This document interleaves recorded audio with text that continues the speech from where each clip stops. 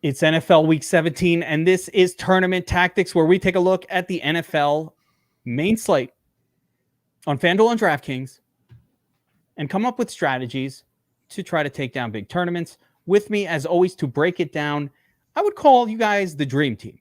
I feel blessed, and I've been blessed all year long. This is all I want for Christmas is you two. Burns, the author of Winning the $1 Million Game, Secrets of the DraftKings Millie Maker, available on Amazon Prime and anywhere books are sold. B. Dalton, it's at B. Dalton. It's over at Barnes & Noble if you don't feel like ordering online, or if you're over the age of 70, go to Barnes & Noble. And of course, Bobby Moneybags down below, 2-time Millie Maker winner. The man who gives out play after play after play, that is fire. Thursday Night Football. Mentioned random second string tight end, said, I have a feeling this guy would be in the nuts. Your boy winds up in the nuts. Another winner. Last week on the show, talking about Joe Flacco, a.k.a. Jay Fleazy. Everybody's like, I'm not playing that guy. What happens? $1 million winner. BobbyWow, you've been killing those picks. Hopefully we'll get some more of that fire for this breakdown. Now, I want to show you guys a little something before we get into the breakdown, because I mentioned last night the mention of your boy, the breakdown, and I don't always like to show this on the show, but I got to show you guys this. My Twitter is filled with winners. The Dom Station was spitting fire. Here we go. I love this one. Michael Scott from The Office, by the way, says, thanks, Geek. My first Dom Station winner, new member. This guy just signed up for DFS Army. Runs the Dom Station, 20 entry, $3 entry contest. Take it down. Okay. Well, that's maybe beautiful. It's just a fluke. Or is it? How about Sal T. Whitman, Salty White Man, as he likes to refer to himself? It's a white guy, a little salty when you meet him. It's not pleasant. A little salty. But he's not salty after winning, taking down the first place in the big contest, big swap. You know, listen, we do best in the big chops, guys. Let's be real. When the Dom Station spit and fire, where lineup number 7 prints the winner, you know, you're going to chop it with a few people. But Salty White Man, he got first place on my Twitter account. Love this. How about Sniper? He's taking one down too. By the way, this is just Twitter. In our Discord, there's 7 or 8 more of these. So it was a spectacular night of Thursday Night Football. Joe Flacco didn't even, the defenses put up 15, didn't even get in the nuts, because that's how much scoring went on last night. How crazy was that? For real's been listening. He hasn't won shit. It's going to happen for you, my man.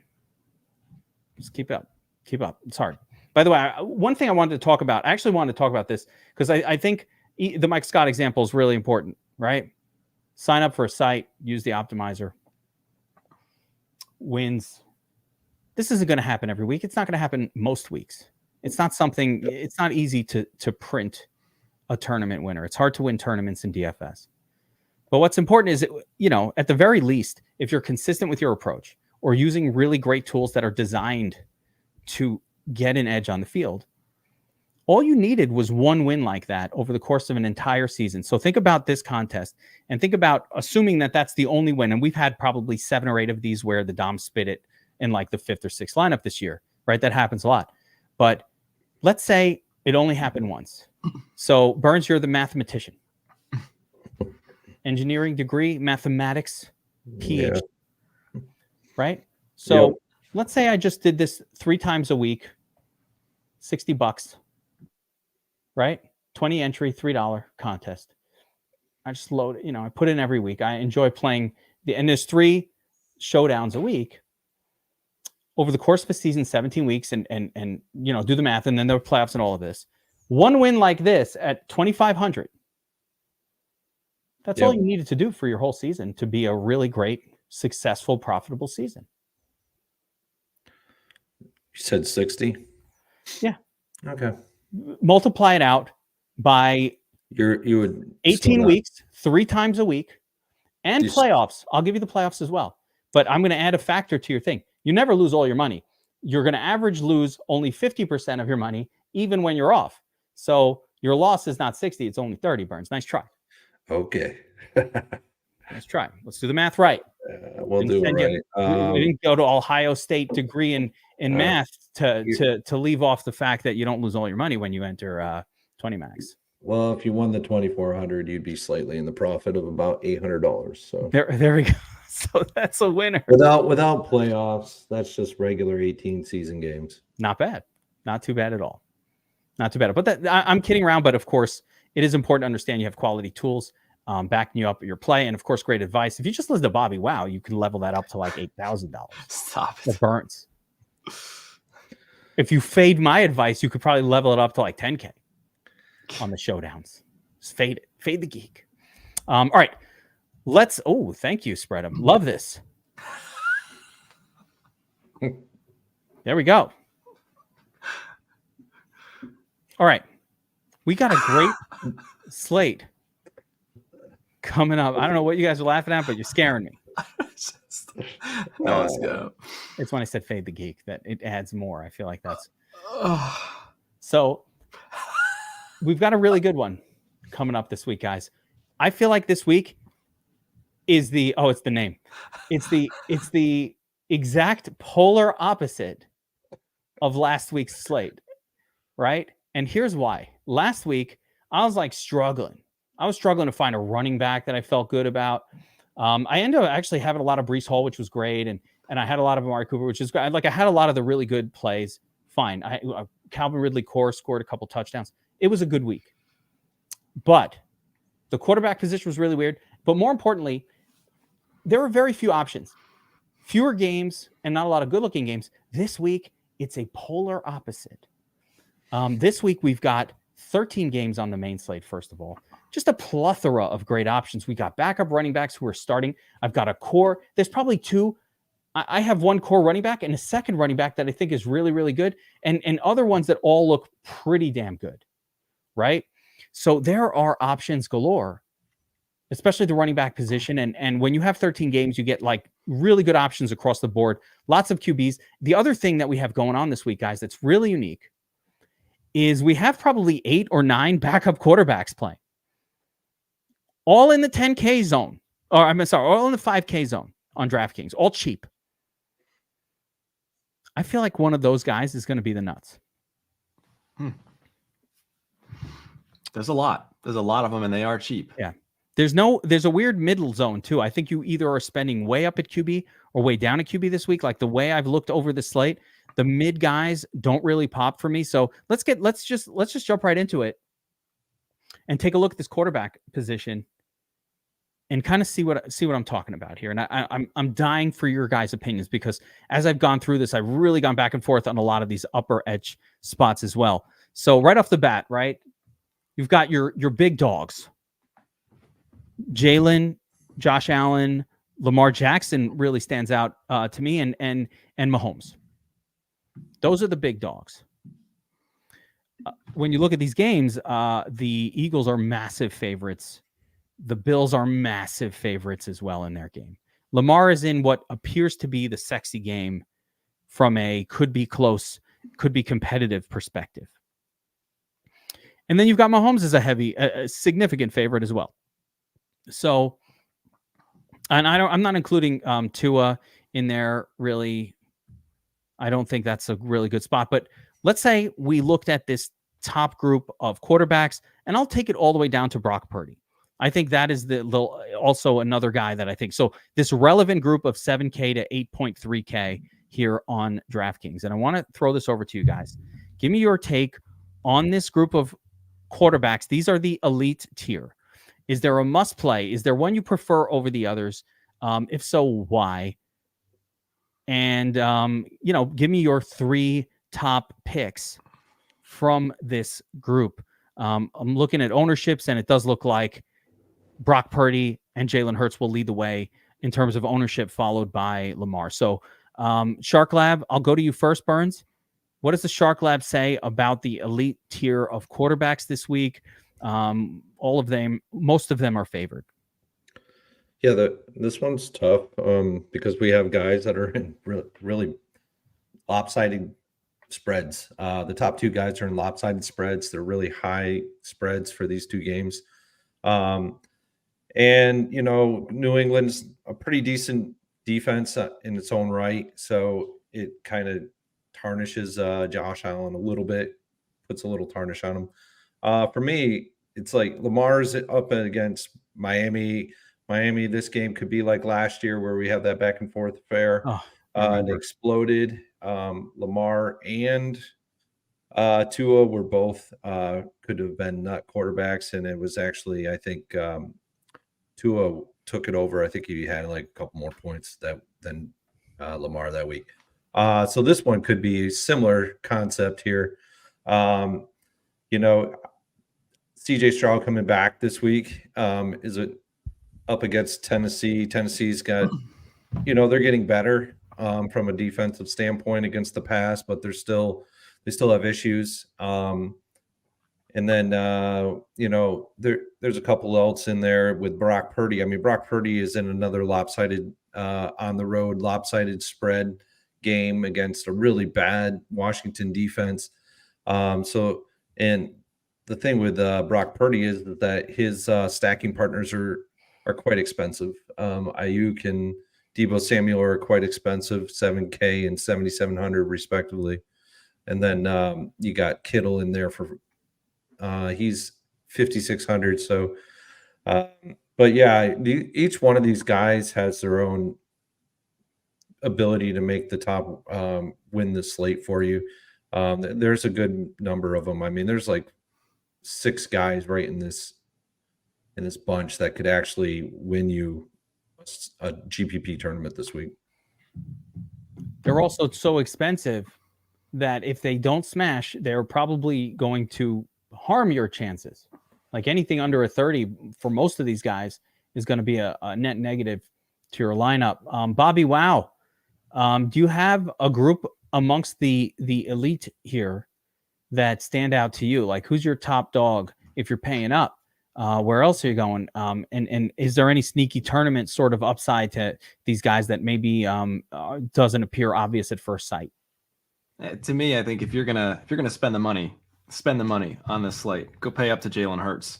He's the top guy to me. He's coming into form again, which is it's good to see. I think he looked much better passing the football last week, and I think he's got another layup matchup again against the Cardinals. He's got rushing upside, arguably as good as anybody. And I just think Jalen, the tush push. I mean, this guy's scoring touchdowns at an alarming rate. And if his arm is going to follow through as well, he's absolutely a guy that could outscore the whole slate. So to me, if I'm paying up, and I will be paying up a bit, I'm going to Jalen Hurts. I'm less excited about all the other guys in the group, including Lamar. I think we've seen the Dolphins defense look much better lately. I think somebody even mentioned it in the chat as well. They look like a different defense. And we've also seen Lamar at times get vultured by the running backs. So far more often than Jalen Hurts does. So I just think if you're going to spend the money, just pay the extra couple $100 and get up to Jalen this week. I'm interested in that. I mean, are you concerned at all that the Cardinals just look like non-competitive complete, or is your thought, hey, the Eagles have made every game competitive this year, even against crappy opponents. So why not? Why wouldn't it happen again here? I just think when we get hurt playing Jalen Hurts, it's because the offense isn't scoring. And that kind of the competitive game piece isn't as concerning for me with Jalen Hurts. I guess what I'm trying to say. If the game isn't competitive, it's because the Eagles are putting up a ton of points. And that means Jalen Hurts is scoring a ton of points. So with Jalen Hurts, that competitive narrative isn't quite as important, Okay. When compared with a guy like Patrick Mahomes, who I think the game needs to be more competitive for him to be putting up a bunch of points. So I think Jalen Hurts is far and away the safest, and I think he's got the highest upside as well. Yeah. I like it. I see my first thought was Lamar because my mind went back to last year, and I'm not a Lamar truther. I accept with Lamar. I don't play him in DFS most weeks because I think his floor is lower than people tend to assume. But I just thought like Lamar is the ultimate needs the other team scoring in order for him to really hit a ceiling.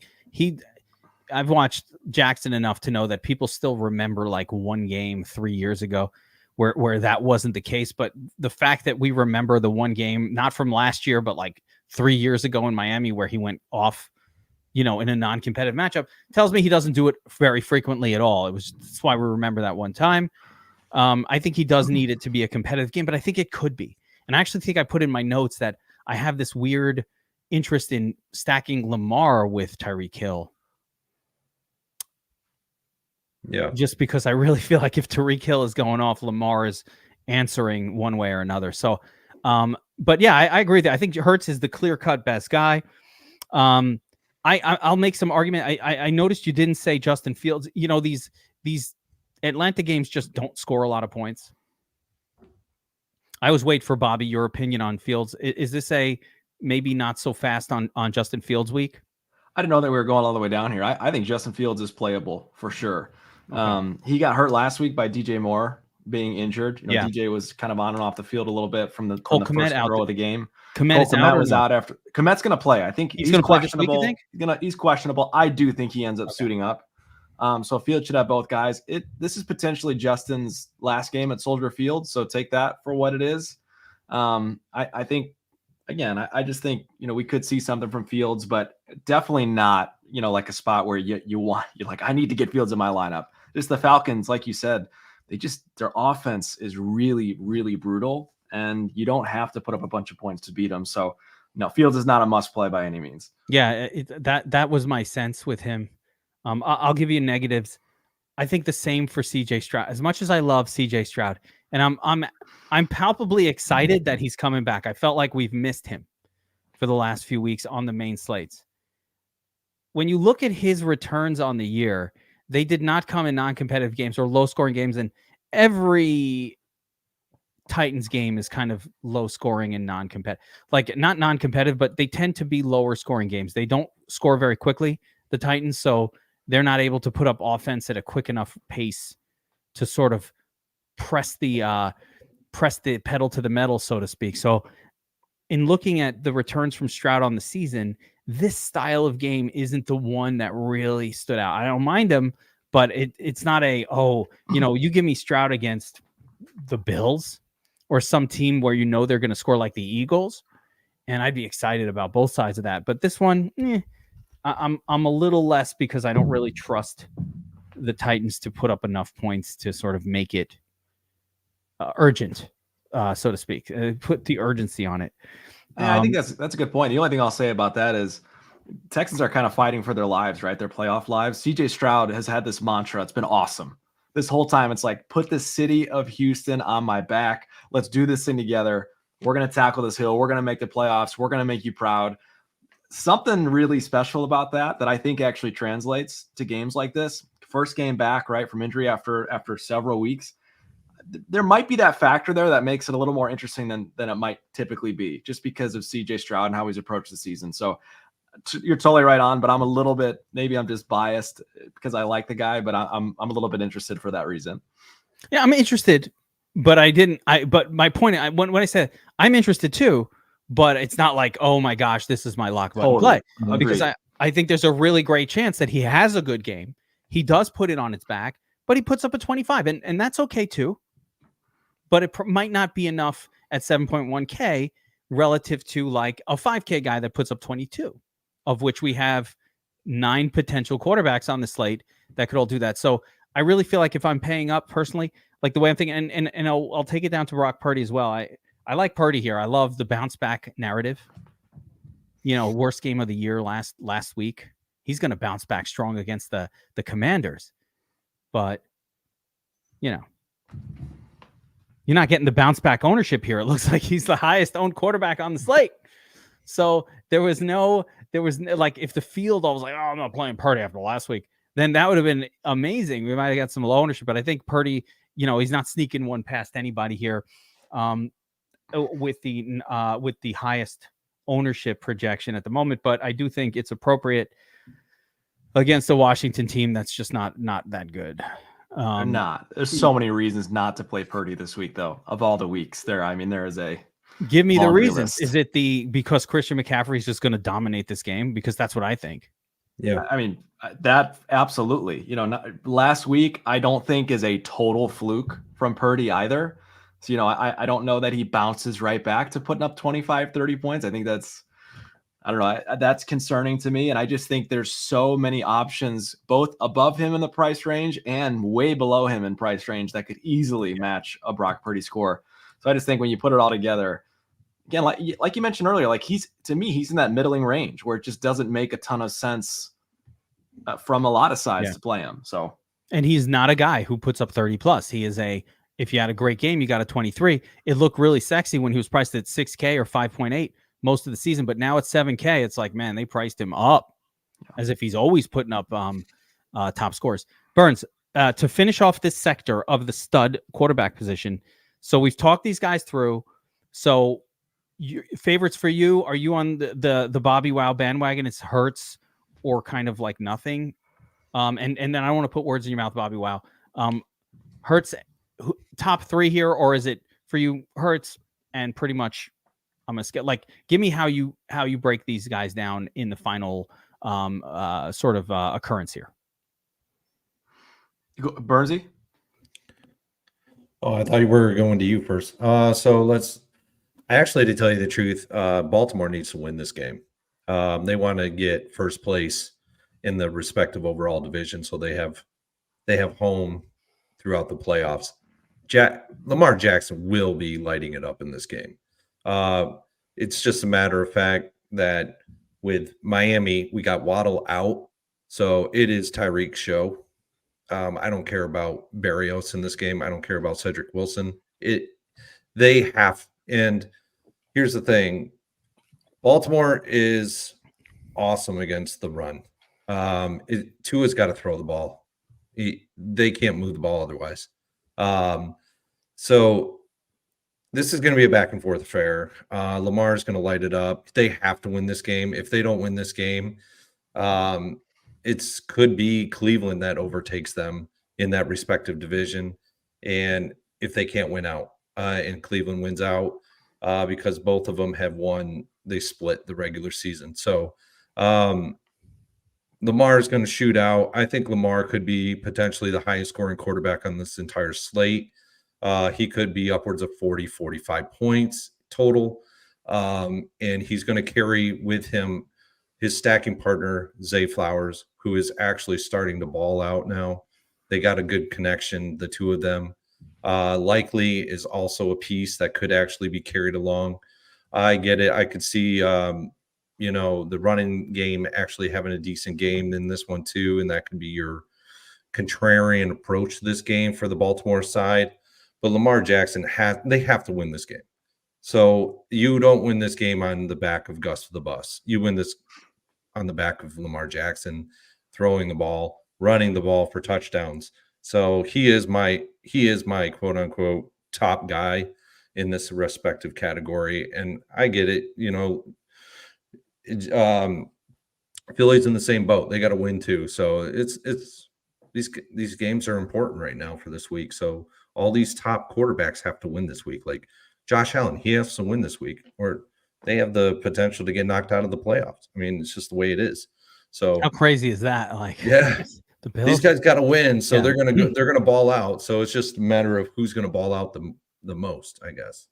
Yeah, I think one lesson, I think we all need to take this away, like as reminders. And there's been a few of these, but even last night, right? One of the things I said on our breakdown, BobbyWow, if you remember, was I was talking about Derek Hardy and how he's a well-known modeler, and he talks about how like defense, you have to almost like don't overrate DVP. There's a lot of noise in these defensive statistics, right? And last night we go and we watch this game where the Jets, who come in with the number one, like a top 5 ranked pass defense, like you can't pass on the Jets, right? They come in and get lit up by Joe Flacco through the air, no resistance whatsoever, just lit up. And it's a reminder. So what do we all think? Let's think about our own psychology. What little nugget was planted in our brain last week?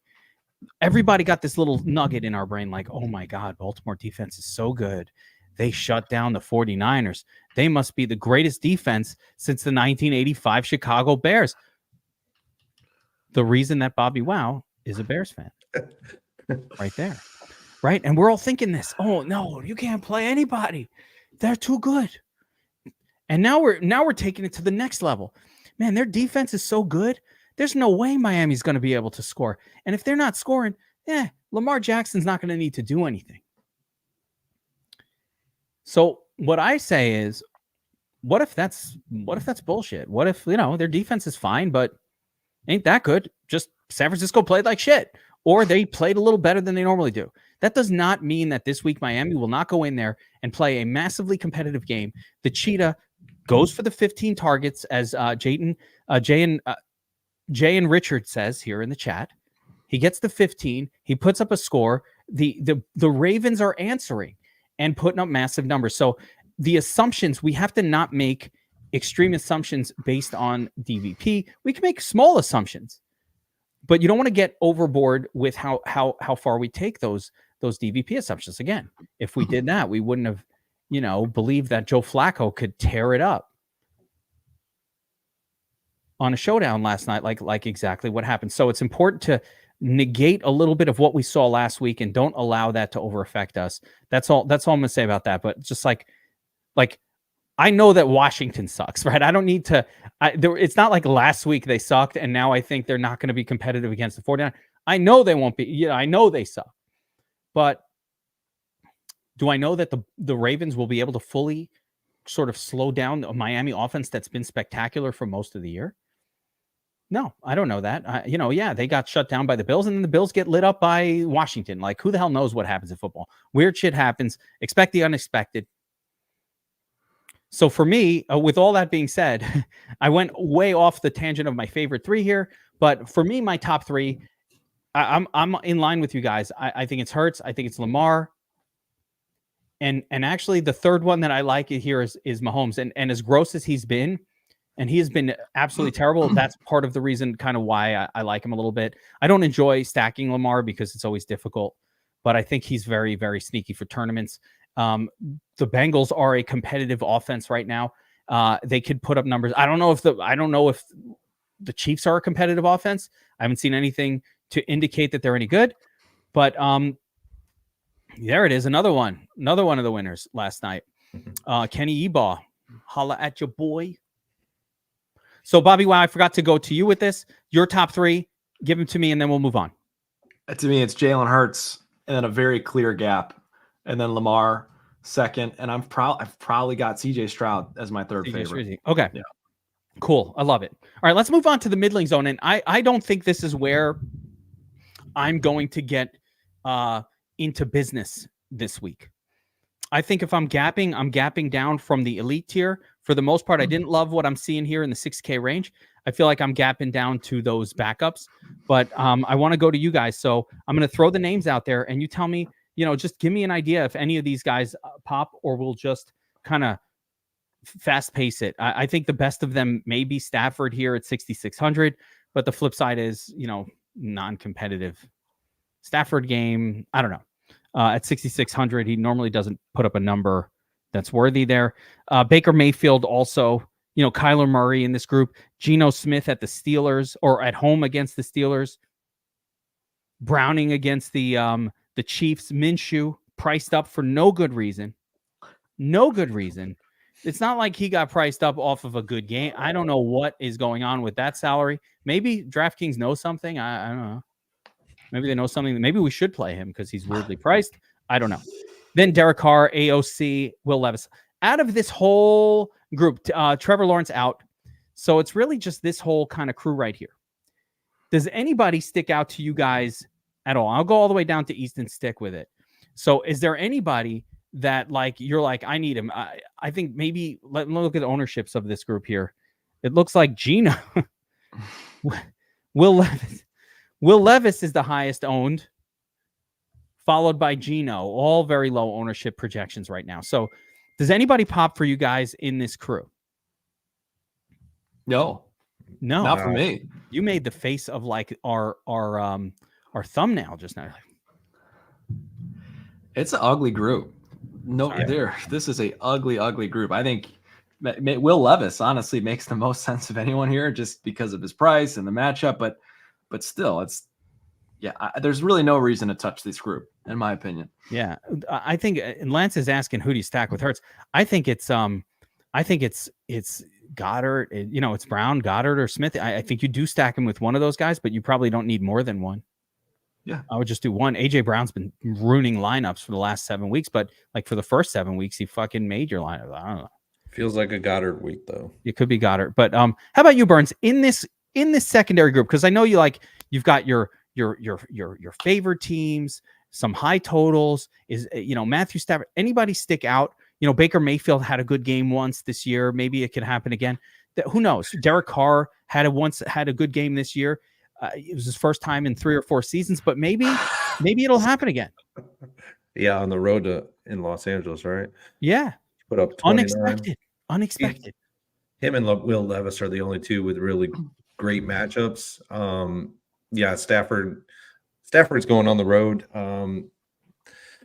Giants starting Tyrod Taylor. I'm excited. Yeah, the implied team total's there for him, and the metrics are there for him, but the thing that's not there for Stafford is that he just hasn't gotten it done from a fantasy perspective. It's just he's middling, low 20s, middling teens. He's just the guy that just can't get it done from a fantasy perspective. I like Cooper Kupp. I like Puka, but he's been better this year. Puka got a Q tag going. Yeah, the one guy that could win you a tournament in this group, the one guy is Derek Carr. Yeah, that's where I was going to go, but I know we don't typically play him all the time. But I didn't write him up at all. But he's a guy that I have not unchecked. Let's just put it that way. The Giants, I'm sorry, the Saints are fighting for their playoff lives. Okay. Tampa Bay's terrible. Tampa Bay is atrocious against the pass. And Derek Carr, for whatever reason, tends to poke his head out just as everyone's ready to forget about him entirely. Yeah. And it's that time of the season. We saw it last week against the Rams where he made some big time throws, put up some massive numbers. And this passing defense is significantly worse. I just think if someone's going to break the slate in this price range, it's going to be Derek Carr. He's probably going to get you at 12. But if anyone were to do it here, it's Carr. I don't think I can do it. I legitimately don't think I can do it. I have a hard time pulling that trigger. It's funny because I don't mind the passing game weapons that Derek Carr has, but it's so on brand for me to fade this guy. I've got 3 years worth of fading Derek Carr and only 1 week out of the past 3 seasons when that actually hurt me. And it wasn't even the nuts play. So it hurt me that bad. Flacco was better. So it's just, that's just a personal thing. Yeah, that's right. It'd be so off brand to play Derek Carr that I refuse. But I get why. I'm not saying do it. I'm just saying if anyone in this group, it's going to be Derek Carr. He's the guy who can put up a 35. Okay. I'm with you. He just is. I hate to say it, but yeah, I wish Matt Stafford was priced at 5,500. That would be the guy I would be interested in the 5K range. Of course, yeah. But at 6,600, 6,1280, 25, 26, I think he could get there. I think he could, but only 4x. But it's a little too spendy for me on Stafford. So we're not done though, guys. We are not done with the quarterback position. That was just the known brand name players. There's a lot of generic store brand players on this slate that you've never heard of, but that are maybe not be that bad. You guys ever try instead of Hellman's mayonnaise, you get the store brand? It's not called mayonnaise, it's called mayo. They can't put the onaise on there because, I don't know why. There's some law. Is mayonnaise a patented word? I don't know. Like the mayo or the Cool Whip. Remember there's some other names for mayonnaise that's not the same? I never heard of having a patent on mayonnaise, but why is one called mayo? Another one's called Cool Whip or some other whip thing. That one's really gross. Cool Whip is whipped cream. Yeah, that's whipped cream. But there's another one. The guy's in the chat. Miracle Whip. Miracle Whip. What the fuck is Miracle Whip? Is that? It looks like mayo. It doesn't taste the same. Oh, it does not taste the same though. Mayonnaise That's what we're getting. We're getting a little food on the planet. I have an aversion to it. It's my most hated food. I'm serious. Mayo. Absolutely, the worst. Magic Whip in particular, or the full the hollandaise, mayonnaise, magic, whatever maze it is. I hate it. And then they came out with that Duke's mayo. I heard that shit is gross too. No, I thought that was supposed to be good. Anyway, listen, we're getting more food. I'm hungry. But we got the generic backup quarterback zone here to talk about, and I'm excited about these guys. So I'm gonna throw out some names here. Easton Stick starting for the Chargers. CJ Beathard, and that's right. I know the correct pronunciation. It's just not badass. Beathard. I like Beathard in this matchup. On a pretty good Jaguars offense. What if he changes stuff? He's been pretty good when he's been out there. I'm not going to include Taylor Heineke in the mix, but Jared Studham starting for the Broncos looked pretty good when he started in the past. Not sure about the spot, but some interest there. And my favorite of the crew, Tyrod Taylor, 4,600, starting for the New York Football Giants. Runs with the football. Good player, gets hurt a lot. But at 4,600, a running quarterback available for tournament winning purposes. So in terms of this crew, and this, I'll go to you first, Bobby Wow, this time. Does anybody pop in this group? I left out Aiden O'Connell because he fucking sucks. Thank you. Yeah, I left him out. Yeah, I think for me it's Tyrod Taylor, no doubt about it. He's the top guy of the cheapies here. You said he can run the football. He's a guy that can keep the game competitive. So if the Rams are going to be putting up points, I think Tyrod Taylor is going to be putting up points as well. Just seems to happen when he's in the game. The Giants' young wide receivers look decent. I feel like this wide receiving crew looks decent for the first time in like a year and a half. Wan'Dale Robinson is fun. Darius Slayton looks like maybe he's something again. And it just, you get Saquon Barkley's coming back to life. So something exciting about Tyrod Taylor being on the field and, being the cheapest guy. I think there's a lot of interest for me there. Fun to build stacks with him because you can bring it back with Puka or Kyron or yes. Cup anyway. And you just like those guys. So it's a fun game stack. It's a really fun game stack. Yeah. Anyone else popping for you here? I think the one other guy that's popping for me, and this is more of a deep tournament play. I think Bryce Young is a little interesting here. Serenity now. I know. I think Bryce Young is a little interesting here. Bryce Young of all of them? Of all of them. I think he is a little intriguing. Not beat hard? You want to go the other side of the game? I will not roster Beathard. I wouldn't roster Beathard if he was priced at 2K. Okay, let me just get that out of the way. I think Beathard and Stidham are absolute hot garbage. Those guys stink. No. I think Bryce Young has looked different the last 6 quarters or so. And I know that's not saying a whole lot. He's been really, really bad. But he put things together last week. And I was watching the game because I've got rooting interest in the Packers losing significantly. So I was kind of cheering along, and I know that's probably part of me feeding the bias a little bit. But the guy was making some big league throws last week in some tight windows. He looked comfortable and confident for the first time all season. I'm just saying, at 4,900, I think you could do worse this week for a guy up against arguably, one of the worst passing defenses in the league. I'm going to tell you this. If you did play Bryce Young and you stacked him with DJ Shark, who no one's going to play. That's a stack will not exist. You're going to get super unique. That is a great way to take down. Yeah. I mean, there it is. Can it strike twice? That's a great way to take down a Millie Maker because it's not like people are going to chase this from last week. No one's playing it. He would have to do it again. So this is definitely ahead of the curve. This reminds me of when you told me about Fields last season when I was just like, what are you seeing out there before he went on his insane run of being good. But that being said, I do think Bryce Young might be terrible. Like, fair. I think he might actually be real life terrible. But you know, I think he might actually be real life terrible. But listen, I love it because that was way off of my radar. So, Burns, how about you? Looking at this crew of ne'er-do-well backup quarterbacks,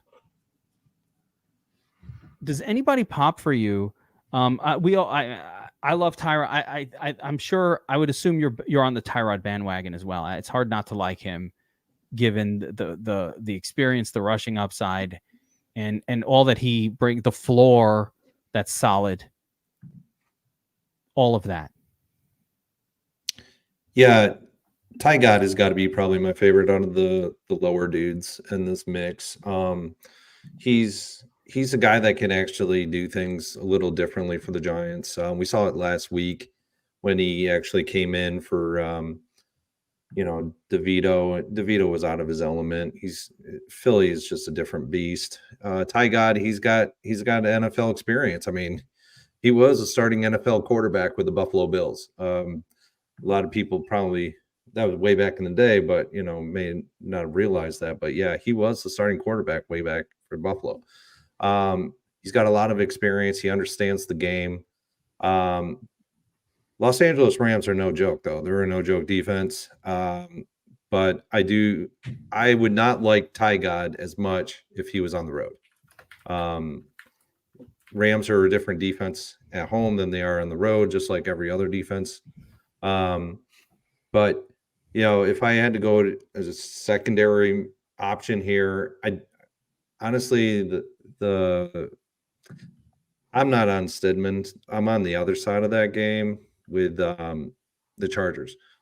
Easton Stick, he's had two fairly competent weeks the last 2 weeks. He's put up 20.4 in what week was that? Week 15, and then he put up 17.1 in week 16 against the Buffalo Bills. 17.1 points against the Bills defense is pretty good. And he put up 20.4 against a really good defensive secondary in the Las Vegas Raiders. I mean, the Raiders shut down Mahomes and company last week. So he's a guy that actually is probably going to make my mix, even though he is not a favored quarterback here, simply because he can run. But I actually really like the fact that Keenan Allen's out of this game, and it can become I have this funny feeling that this is an Eckler game. It's Easton Stick and Eckler and Gerald Everett. I really don't have any like for anyone else on the entire offense. I think people are, if I can get Eckler at 1.86% ownership, people are way down on this guy, and rightfully so, because he hasn't done anything. He really hasn't all year. We're so used to this guy producing 30, 35 points every week. He just hasn't done it. But he gets Denver Broncos. Denver Broncos are the worst defense in the NFL against the run. I'm sorry, but this guy, he can get it done. I've been waiting for a moment where I can actually roster him, where he's actually in a salary range where I can roster him. And this might be that week. But you got to push him up your projection radar, because he's going to take a lot to get him into your lineups. Him and Gerald Everett are the two guys that I would pair up with Easton Stick this week. Interesting. I did not expect you to go there. No, anybody have any love for Mace? And nothing changed but my limp. Rudolph? No. None of that. He did good last week. On 2 passes. Guy had like 2 80-yard passes. Chasing George Pickens?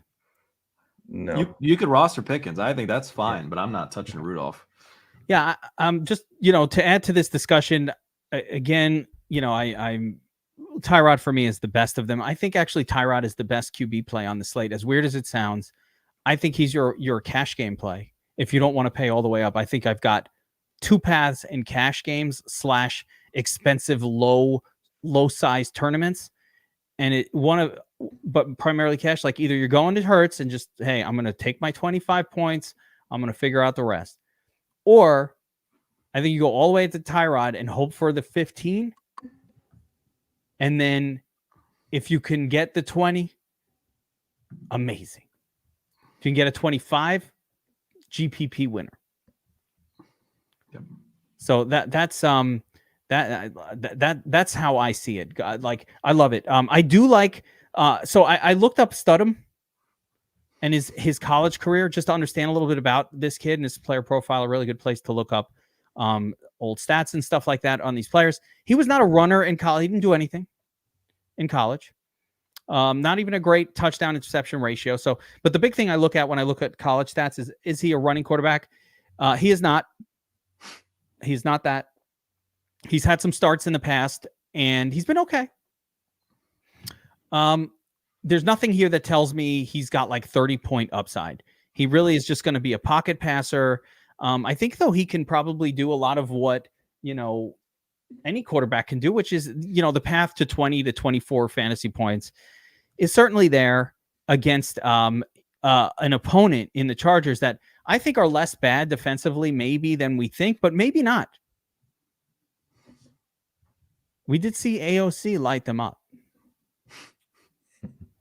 I wouldn't put past him. So and yes, there is there are some lack of weapons on this team. It's Jerry Jeudy and I don't know, Mims Jr. There's no tight end of note. So interesting. Feels like a Williams week. I looked up, I spent a lot of time on Williams too, and I thought the same way.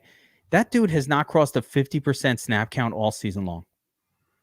What the fuck is wrong with that team? They're working in Dare Olakunwambe from the fucking waiver wire scrap heap of my fantasy league. What the hell is that guy doing on a team? Like, he was drafted 8 years ago. Want to see what you have in Dare? Or that other kid, Jaleel McLaughlin, I don't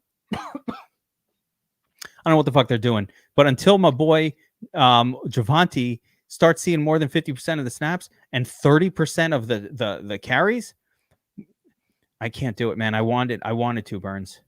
Even in the first look, I was on it.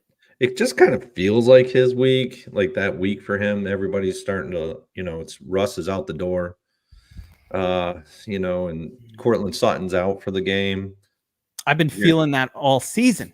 And Jerry Jeudy is just not getting it done for them. Maybe it is a Jeudy week. I don't know. But this offense just seems to be broken.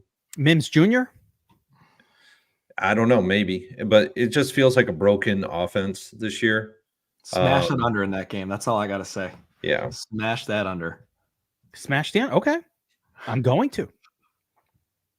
Yeah, I don't know. I just have a feeling like one of those guys that's going to have a decent game because, Los Angeles Chargers are just they're a terrible defense. But, I don't know. Stidham's probably not going to get it done. So final, let's call it the final point here. BobbyWow, you said if you're paying up, or you said Bryce Young, Tyrod Taylor, and if you want to get crazy, a little Derek Carr. Yep. Mm-hmm. Shark Lab, you agree Tyrod Taylor is the guy? Yep. But not necessarily on the Bryce Young bandwagon, although just like with everybody else, when BobbyWow says it, we all gonna do it. I don't care if I even unfriend you because of it. I will then play that guy because fuck that. Always MME. I give Bobby a pass. I give Bobby a pass. I was on Bryce Young 1 week earlier in the year too. And it was a really good spot. Don't get me wrong. It was like one of the better spots for them. Because the defense they're playing at the time was really bad defensively against the pass. But that was like a big blow up. Right. BobbyWow, can you just mention Derek Carr one more time? Because I have a little something I want to do when you mention it. Say I have a little interest in Derek Carr. Just give me that part. I do think if someone's going to take it down, someone's going to win you $1 million in that 5K range, it's going to be Derek Carr. How dare you? I've been waiting to use that one. I didn't uncheck Carr this week, and I'm going to leave him checked. I don't know. It's Tampa Bay, man. We just talk not a about good these defense. guys so much. Just to reiterate, these are tournament winning plays. Okay, these are not flag staking plays. These are 10%, 15% guys in MME. But yeah, I do believe that. That's how you win tournaments. By the way, you think when you played 15% Daniel Jones when everybody was sick of that guy and everybody thought he sucked and everything else, and then you win $1 million? Like, I said the same unfriend you stuff to that play. Rightfully so. I don't think Daniel Jones is a great quarterback. Rightfully so. Who cares? He won $1 million. He won you $1 million. He did. As far as I'm concerned, he's the greatest quarterback that ever lived. You got my boy $1 million. I don't care about talk running backs, guys. Man, we're going late here. Sorry, it's a big slate. We're gonna run through this a little quicker. So again, chock full of running backs. Chock full of them. Lots of good ones. This is a tough week for running backs. No, I don't think it's hard. I don't think this is a hard week for running backs. I love running back this week. I'm going 3 wide, running 3 running backs in my lineups. I love the running back position. I'm seeing ownership here that's actually too low on some of these names that should be much higher, and I love that. I'm a little surprised at I'm surprised at some names I'm seeing up this high, but let's get into it. Top down, we've got the stud tier, and it's a tier of 2 in my opinion. Kyren, McCaffrey, amazing, right? If you can get Christian McCaffrey into your lineup this week, you want him there. That is a person that he's got a floor of what, 22? Yeah. A ceiling in the 40s? Doesn't ruin you if he only gets the floor game. Not gonna win a tournament. But the ceiling is there. Do you have a preference, Kyren or CMC? Like, I think Kyren Williams is a little cheaper. You're saving 13. That's real savings. 1,300. BobbyWow, any difference to you? It is real savings. I think Kyren. I don't know. I think it's legitimate though. I think Christian McCaffrey is a clearly better play to me. Kyron's awesome. Yeah. I'll have a ton of Kyren. CMC though, he's worth the $1,300 if you can find it. Yeah, love Kyren. Love McCaffrey. Would be horrified to be going. I'm going up against. You're probably going up against one of these guys in your fantasy championship if you don't have them on your team. I've got 6 fantasy championships going this week, guys. Jeez. Only 3 of them do I think I should win. And one of them I really actually need to win because it pays for my whole season. It's an expensive league. So that's the one I care about the most. Pays for all the others and then some. Really, I can't believe I got 3rd in that staff league.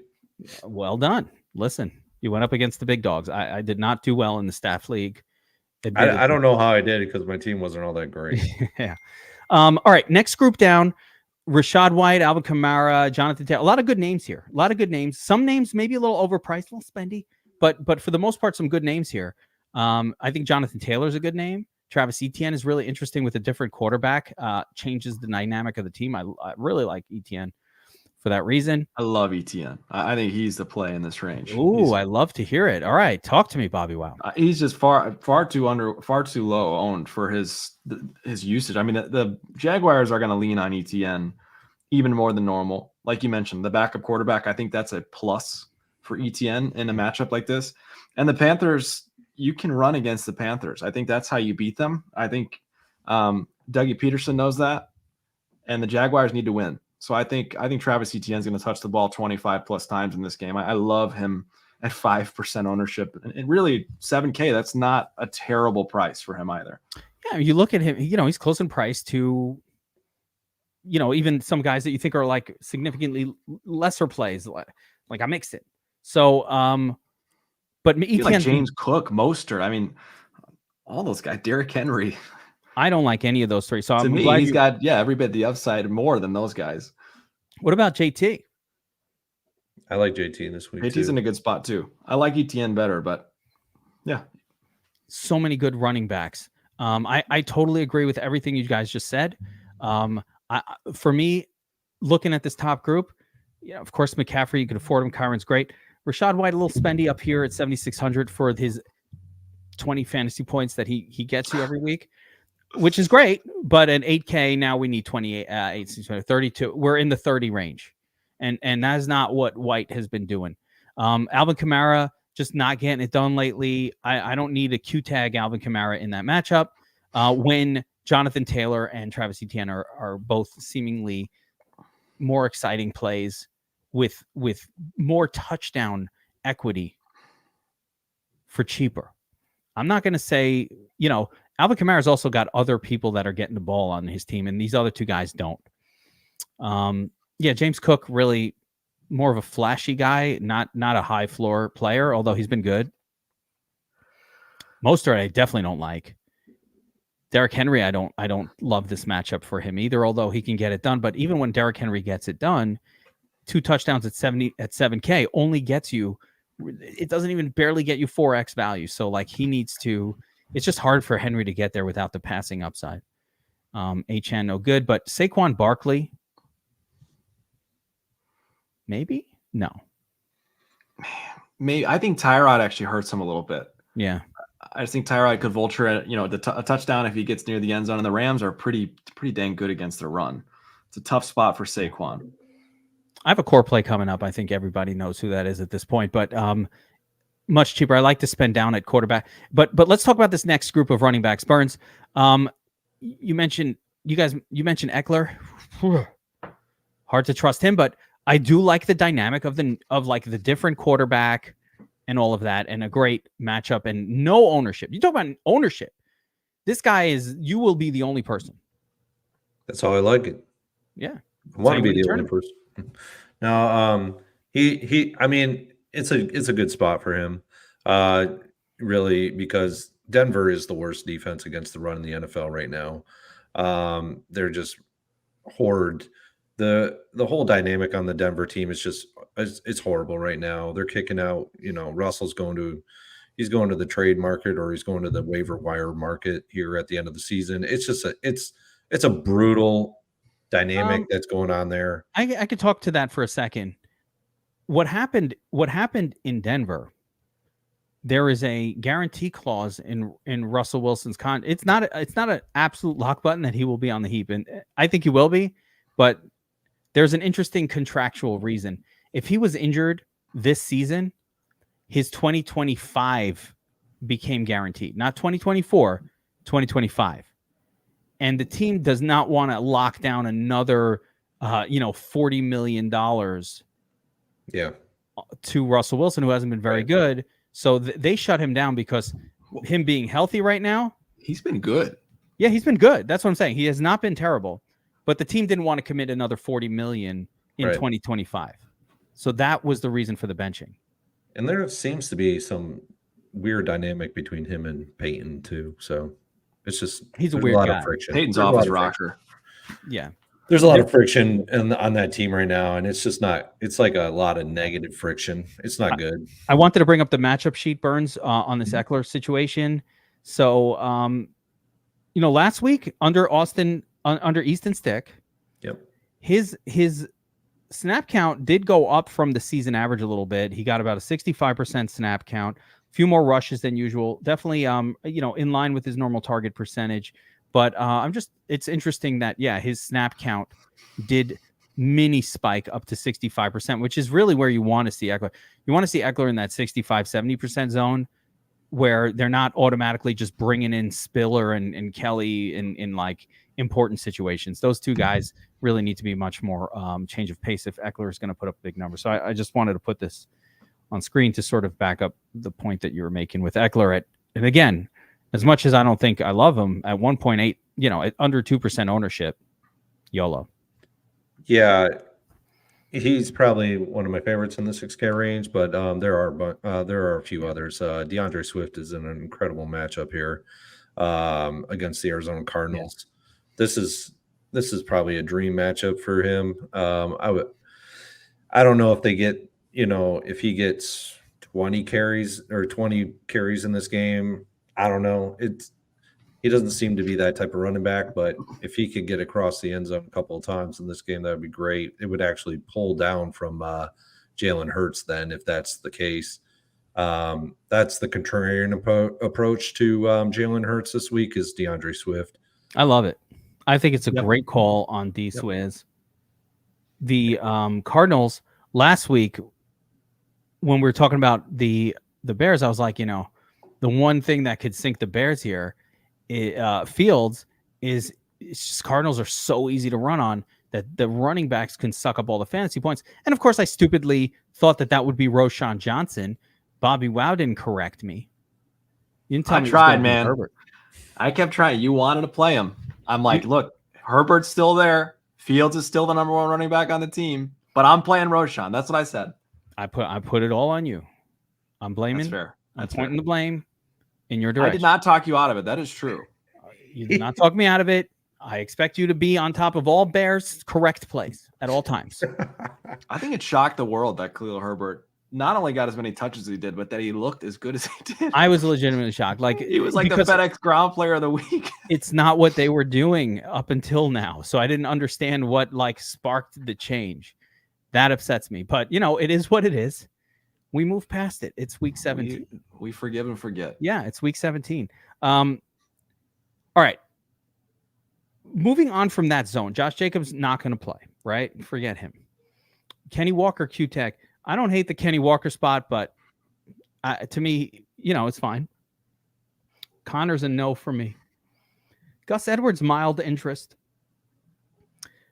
I actually want to get to somebody here, and there's so many, like Chuba Hubbard. I think okay. There's a lot of running backs that are sort of just okay. So I want to hear who you guys like to stand out, but there's a couple of plays down here that I think are absolute smash plays. Really, 3 that stand out to me. So I want to just bring up those 3. Let's go right to them. The 3 are Zeke Elliott, Clyde Edwards-Helaire, and Zamir White. So, I didn't think I was going to like Zeke Elliott until I saw how many targets he had last week. Did you see? He's been getting targeted in that role quite a bit. It is insane how many targets he's getting. A couple of the last weeks he's been maybe team leading targets. 11, 6, and 8 over last week, especially last week, the 11 spot. If you're going to give me Zeke with any sort of 6, 7, 8, even in a bad matchup, I don't love that. I hate the matchup against Buffalo. But it really doesn't matter that much. Zeke Elliott getting anywhere from 6 to 12 targets, so somewhere in between. So we have to assume, 9, 8. That's a lot of targets for a running back. Then we have Clyde Edwards-Helaire, who has no competition for touches on the Chiefs. None. There's no one else there. Everybody's hurt. You know who the backup is? Pacheco has been ruled out, right? No, not yet. Not ruled out fully yet, but I expect him to be ruled out. Okay. Is it P. Ryan over there? Not Samaji. His brother LaMichael. His younger and better looking brother. The less good P. Ryan. Not the good P. Ryan. Not the decent P. Ryan. The less good version of the P. Ryan is on. So he effectively has nothing. I'm looking for. I'm looking Pacheco for Pacheco. Limited participant Friday. Is that what I'm seeing? He's got a concussion. Andy Reid said that Pacheco is in the last stages of concussion protocol and feels okay. He'll need to gain clearance. He'll need to gain clearance in order to play this weekend. You've got to be shitting me today. It's why I never got excited about CEH. I knew Pacheco he would be in. You should not come back from a concussion the same week. He's going to save you, Geek. If Pacheco plays, he's going to save you because Clyde Edwards-Helaire is going to let down a lot of people this weekend if Pacheco doesn't play. That's all I'll say. To be honest with you, I saw your sheet and I saw the core on CEH this week, and I'm just not buying it. I'm not buying CEH as a volume machine. He's not been a volume machine his entire career. And what we've seen with guys that get the volume this year that have never been a volume machine in their entire career, they falter. We saw it with Moss and we saw it with a couple other. We saw with what's his name, Ty Chandler last week. These guys aren't volume running backs, and so that's kind of why I'm not on CH at all this week, even if Pacheco's out. I think if if Pacheco is out, he gets it done he gets it done via the pass. He's the only guy. If you're going to be the only running back on the Chiefs in a good matchup against in a positive game script, I'm taking no such thing as the only running back on the Chiefs. Andy Reid has shown us this time and time and time again. He will pull somebody last out. Week? Not Frank Gore, Derek Gore. All of a sudden, out of nowhere, comes out and puts up a big game.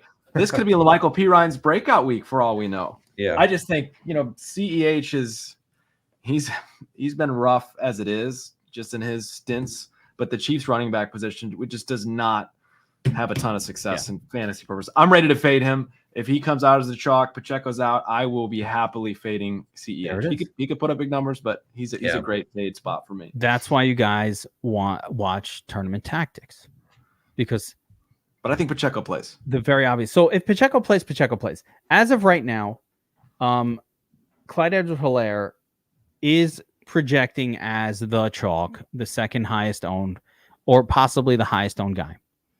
So, that could change. Pacheco playing, of course, will destroy that. Actually, I might be interested in Pacheco if he plays. But, I don't know. I think he's a little overpriced. But I think he's a little priced up a little too high, just in general, for who he is. But I might have a little interest there. But, if Pacheco's out, I don't care. I will stay with what I like to do, which is play the cheap running backs when they make themselves available. If I know that I'm going to get the volume. Of course, I got burned last week with Roshan because there was another guy there and they end up going with the other guy. But Herbert absolutely smashed. Like if those rushes went to Roshan, he smashes last week. So there is that danger. But yeah, I would go with that. There is a situation that could actually happen where I don't know if he's ruled out. He probably hasn't been ruled out yet, but if he is ruled out this week, I will be loading up on this running back. I will be loading up on Jaylen Warren if Najee Harris is out this week. Is there a threat that Najee Harris will be out? And he is definitely in questionable status. Hold up. He was in questionable status earlier today, but if he practiced today, that goes out the window. No injury designation out the window. Yeah. But if he was out, this would have been an all-in call. Here's your all-in call because they're going up against Seattle. Seattle's not very good. Defensive unit. That would have been your all-in call versus CEH. Oh, 100%. But we don't get that. We don't get that freebie. No, I'm surprised. Zamir White isn't a freebie for you guys. So Zamir White, he is the freebie. Like he will be when Josh Jacobs is officially ruled out. He's a better player than CEH and Warren, in my opinion. Talk to me about Zamir. Break it down for me. I mean, Zamir's been fantastic without Josh Jacobs. He's getting all the run. He can catch passes. He can run the football. Indy is not a good run defense. And I just think, this profile is another really, really solid spot for Zamir White, he just gets it done when he starts. He just finds a way to get it done. And he's had multiple weeks where he's actually handled the every down back role. He's gotten the volume. He got 22 attempts last week. He got 17 the week before.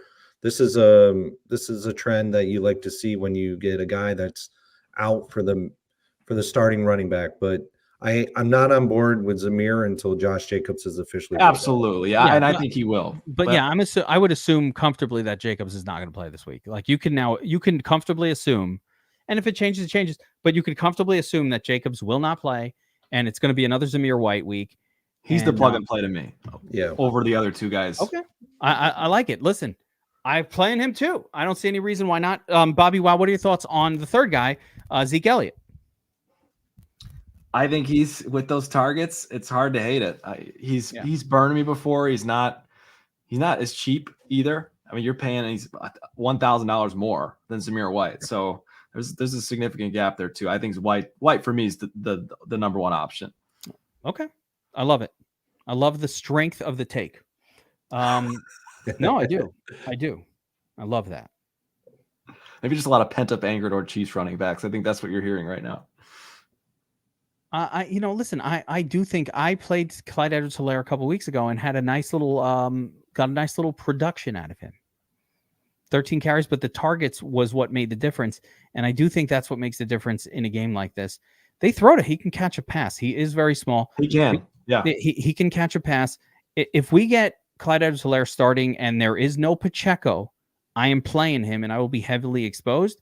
I think his passing game upside, for me, maybe slightly surpasses the touchdown equity that you might get out of Zamir because he's that kind of a smasher type of running back that likes to smash one in. So, but it's two sides of the same coin. I like inexpensive backup running backs that get the starting nod, and these guys are effectively those things. If either of them were the start, you look at the starter on their team. Pacheco is almost 7K. Josh Jacobs in the mid 6s. So if I can get his doppelganger for 5.1, I'm good. Do you like how I'm throwing words out today, Shark Lab Burns? Yeah, I like it. I like the vocab. Is it always? Got to have good vocabulary, The mind is fresh because of that alpine air from the skiing earlier today. Keeps the mind active. I don't think there's anybody else of interest playing running back that's sub 5K. Is there? I don't think there's any sub 5K guys where I need to play them. Ooh, Chris Rodriguez. Oh, Chris Rodriguez is out. What happened here? Mm-hmm. Yeah, but Brian Robinson's back. I don't want to play any of that against the 49ers. Yeah, no. All right, let's move on and talk about the wide receiver position. Once again, a plethora of choices. We were talking earlier in the slate about some of these high-end options. Tyreek Hill looks like he's on slate for 15 targets in a game like this. Ownership, very low. It'll spike. I don't know. I don't think it will. I think the phenomenon we're going to see this week is the psychological phenomenon I talked about before, about how people now think that the Baltimore defense is so good. Oh, and a couple people mentioned James Conner. I glazed over James Conner, and now I'm going to go back and look again and think about James Conner. I don't think I like that matchup, by the way, but against the Eagles, but no, that's not a good matchup for him. But he can get it done. James Conner will surprise you whenever. Yeah, I'm not going to shit on that call. I'm not. He can get it done via the pass. Yeah, I'm not shitting on it. All right. So again, Tyreek Hill. So I think the psychological phenomenon, people thinking Baltimore is so great. You can't play players against Baltimore. I played Debo last week. I lost all my money. I played Purdy. I think that's real. And I think it's going to keep the ownership of Tyreek down. I think the other thing that's helping is, Reek being banged up the last few weeks hasn't shown us the 35-pointer that we know he's very capable of. So, BobbyWow, Reek. Yeah, I think we would all say Reek is maybe the highest ceiling of anyone on the slate. I think almost not even an argument there. He's my number one. Yeah. I think these next two guys are less good. A.J. Brown and Steffi Diggs. Personally, A.J. Brown is just a stack with Hurts guy. I don't really normally play him outside of that, and that hasn't hurt me. I feel like if A.J. Brown is doing enough, Hurts is probably the nuts call. Yeah. I would say the exact same thing for Stephon Diggs, except add in the fact that he has been ass for most of the season. And there's something going on there. He should be lower in price too. He's way too high. Big time. He is incorrectly priced relative to his production this year. This happens a lot, by the way. A.J. Brown's incorrectly priced also. This happens a lot when they go off early in the season. Like he just randomly was really good early in the season. It's like first impressions. They last a whole season. BobbyWow, Stephon Diggs, will you have any exposure to me? No. Any exposure here? None. No, this Kyron Williams and Christian McCaffrey are too good of plays to pay up somewhere you don't need to at wide receiver. Yeah, that's what I'm saying. I think like Tyreek Hill can beat Kyron. Mm-hmm. Tyreek Hill can beat Christian McCaffrey. If there's a tier, like if it's tier 1 on tiers, probably is tier 1 on tiers this week. Even floor, right? We're talking because ceiling, yes, for sure. Yeah. I think Tyreek Hill has a similar floor to those running backs. It's not super different. Stephon Diggs does not. No. With no Waddle in, he's got a very safe floor. Yeah, I totally agree. I think Tyreek Hill is like they're between McCaffrey and Tyreek Hill. You cannot play them both, guys. You can't. There's no way you can squeeze them in. I think there are. We'll talk about the wide receiver. We already talked about it. There's lots of good, interesting running backs in the mid salary tiers. You don't absolutely need to. You could probably get a 20. You could probably find 3 20-point running backs, all maybe 6,500 or less. We'll see if we could find 3 wide receivers like that allow us to get off of Reek. But I think Reek is the ultimate. And if there's tiers, again, you're going to be making a decision between Tyreek Hill and Christian McCaffrey in that tier. Like you're like, I like them both. AJ Brown, again, somebody I'm just stacking with Hurts. Diggs, I probably won't even have this stack, but if I'm playing him, he's stacked with Josh Allen. Cooper Kupp and Puka. I don't know. Puka's now projecting higher than Cooper Kupp. Like the projection, Jesus has made a choice. Jesus has shined his countenance upon Cooper Kupp, upon Puka Nacua. He shined his countenance upon him. No? I like it. Yeah. I mean, when Jesus speaks, gotta listen. I'm trying to go biblical with that one because of the whole Jesus. I love it. Yeah.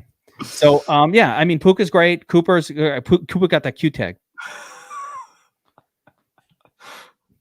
Do you guys have a preference up here? Like I can run through this whole thing, and I just want you to be like, I love this guy, right? So just stop me because I'm going to give my quick.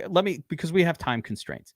I'm gonna run through these and stop me if you love one of them.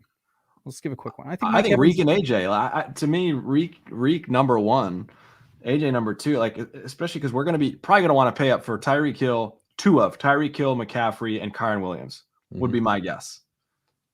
AJ, if you're playing Hurts, I don't know that you have to flirt with guys like Kupp and Nacua and Evans. I think those. Yeah, if I could get to Tyreek, I'm not doing it. I think AJ Brown is more sketchy. It's only for my Hurts lineup, so it's really Tyreek. But if I can't get to Tyreek, where am I going? So Mike Evans did it last week. Can he get it done again? I don't know. He usually does it once during the fantasy playoffs. Like he will help you through one of those rounds. He already did it. Yeah, Puka Kupp. The problem for me with Puka and Kupp and what makes them both so risque is the fact that there are 2 of them. Yeah. Yes. You got to guess right. Like you don't know. It's been 1 week or another, and that's actually been there's the 30-point performance coming from the Rams almost every week. But to figure out which of Kyren, Puka, or Cooper, whatever it is, like there's one of that trio. They're like the 49ers. One of the group almost always puts up a monster score. Which one? Good luck picking. Yep. Keenan Allen not going to play, but we're still projecting him for now. All right, so let's go to this next zone, the middle tier, right? So we already figured out, like, if you have salary left over, just get Tyreek in your lineup. Period. Middle tier, and I'll throw some names out here. So you got Deebo Samuel, who I kind of like in this spot. Devontae Adams, nondescript. Smith instead of AJ Brown, big savings, been doing a lot. Rashee Rice at 6,900, getting lots of targets, including last week, 10 targets a game. Give me those double-digit targets. I don't care if it's working or not. You give me 12 targets, 11, 10, Pat Mahomes, I'm in. It'll work eventually. Chris Olave, we all like. The Riddler, maybe not as much. Tough matchup. Zay Jones is back. I don't know about that guy. DJ Moore. So of this next group, Burns, you got any flag plants? You got any flag plants here in this next crew? Yeah, I'll be planting flags on a couple of these guys. Chris Olave will be a flag plant. Rashee Rice in all my Mahomes lineups will be flag planted. From there, I actually have a lot of interest in Nico Collins this week, especially with Stroud. I like him a lot this week. He didn't play against Tennessee the last game. And, a lot of people, if they're looking at game logs, they'll go right to Noah Brown because he got the 22.2 points. in the first matchup, but I think this is a Nico Collins week. Don't mind Devontae Smith in all your Jalen Hurts lineups. He's good. I like Debo this week. And I think Ayuk goes under the radar this week, and he's the guy for San Francisco 49ers. Actually, I like the little under the radar action there with Ayuk. BobbyWow, how about you? Second tier guys. Burns mentioned Nico Collins, Brandon Ayuk, a little Reishi and Olave. I like all those guys, so I'm on board with that. Yeah, I think I'm right there too. I'm not overly excited about any of them, so no flag plants for me. But I have similar likes. And nothing special on DJ Moore here. No, I don't think so. I mean, again, he's gonna get his targets. He's gonna get 10 targets potentially, but it's just tough because he got hurt a little bit. The offensive style has just been interesting, and we talked about the Falcons. They play a slow, just nasty offense. I hate watching their games. Unwatchable football. I thank God every day that I'm not an Atlanta sports fan. I truly do. What a miserable I'm a Jets city. fan, so I wish I was in Atlanta. At least New York's cool. Yeah, that's fair. I'm like jealous of Atlanta sports fans. Stop it. At least they had Michael Vick like 10 years ago. Like I had nothing. I got nothing. I have nothing to hang my hat on. I still talk about Chad Pennington. I had a Chad Pennington jersey on my fucking wall up until a couple of weeks ago when the thingy was too shiny for the podcast. You know what I'm saying? Like we don't have a lot going on here in New York. T. Higgins has been doing well since Jamar Chase has been out. It's a tougher matchup against the Chiefs, but can he get it done again? I'm not going there. I just don't have any confidence in Jake Browning, so I'm not touching T. Higgins. All Browning has done is produce like every single time, though. 2 out of the 3 weeks he's played. I don't know. Did he produce last week? Yeah. I don't. I'm concerned about Jake Browning. I think we've talked about it. Yeah. I guess. Yeah. I mean, he was at 1 touchdown, 3 picks last week. But he scored. He put up What did he put up? 23. Yeah, I think he got a decent score in the end of it. Like I don't know how he gets there. 20 points. Yeah, I mean he gets there. I don't like. Listen, he's not on my list at 6K. The 20 points is a 5K guy. That's not a But 14 points, 20, 19. The yards that he throws for is what excites me. 335. Forget the touchdowns. He's thrown for over 300 yards. Fair. 4 games. I mean, and almost 5. Like this dude's slinging it. And who else is catching passes, right? So yeah, no, I think you're right. He's worth some looks. I do like T. Higgins a little bit. If I was in a fantasy all right, fantasy football season-long analyst for you guys and for the crowd at home. This question came to me. I think it was a last week question, but I think it's relevant here this week. You've got you're in your fantasy championship. You've got your flex spot available, and you have some really good players. You've got Hopkins, you've got Higgins, DJ Moore, and Calvin Ridley. All riding the bench. It's a good team. Who are you going with this week with all the monies on the line? DJ Moore for me. Hopkins. DJ Moore for you. Burns? Hopkins for you. Ooh, I would go Higgins. Burns is just following the damn projection model. I see what you're. It's more Hop for me. I one of those two. Really? It's not close. Yeah. I think I'd go with Higgins, but okay. I think DeAndre Hopkins has a good path this week. He's got Houston, which is wretched in the secondary. If there's any way that they move the ball, it's through Hopkins this week. I like it. That would not have been my choice, so that's why I throw these questions out there. I love it. I like the opinions.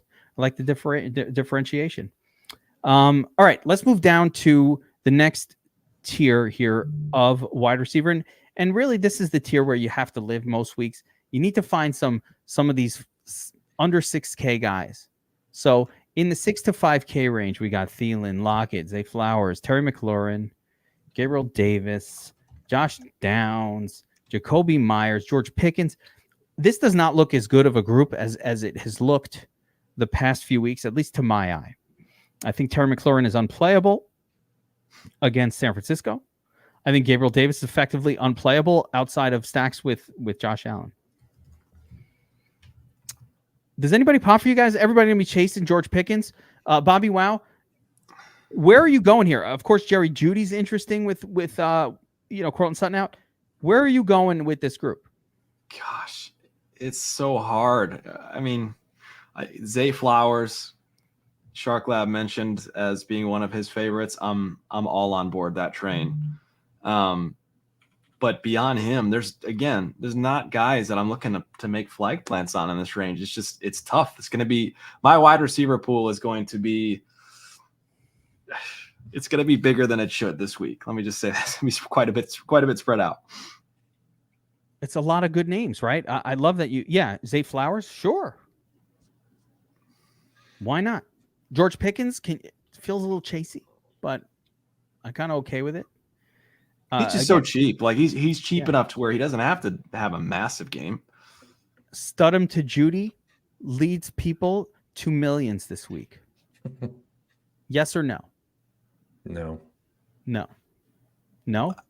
Maybe, but it's not because of Studham. Studham stinks, but Judy's 5K. He's the only guy who's going to catch passes on the field. So I'm telling you that Studham does not stink. He's good. He's a good quarterback. I have if him. Studham scores 20 fantasy points, I will drink a beer out of a turd hat. That's how confident I am. That Write that shit down. Write it down. I'll take a bourbon neat. 20 points out of a turd hat. 20 points for Studham. You're drinking from the turd hat, or at least wearing a turd hat for the next episode. Because that's 20. I'm wearing it. 25. I am drinking. I will put a koozie in the turd hat. I will drink beer out of the turd hat. Because that turd hat will not hold liquid. It's just going to go right through it. You're actually going to have to drink it from the turd. Like you have to pour it in and use it almost as a funnel, and take that. Yeah, you won't be able to drink it in a traditional manner. I have one of those hats here. So you have to funnel it. Actually, that is a horrible but doable way of drinking. It's doable. A bourbon. If he scores 25 points, I will do that. Okay, that's to 25. That is okay. I am going to be rooting for 20. Studham. I'm wearing a turd hat. 25. I'm doing the funnel. There it is. That's fair because I think 20 is a little too easy to get there. Okay. No. NorCal Mike says you need to put an actual turd in the hat. Oh my god! If it gets to 30. Oh my lord! Do we have to go there? I'm not going to make BobbyWow drink it via an actual turd. That is not happening at any level. But if Stidham scores less than 20, you're wearing a turd hat, right? That's fair, the deal. Fair. Can I do it for the showdown breakdown at least, and not this show? Because I try to keep it serious on Tournament Tactics. Yes, of course. All right. Yeah, but Jerry Jeudy Burns, are we on Jerry Jeudy? He's the only game in town. Studham's out there. I mean, it's him and it's Javonte Williams, and that's it on that team so far. I mean, Mims, I don't know. I don't know if I can get on board with Mims this week. It's probably Jeudy. It's probably a Jeudy week for Denver.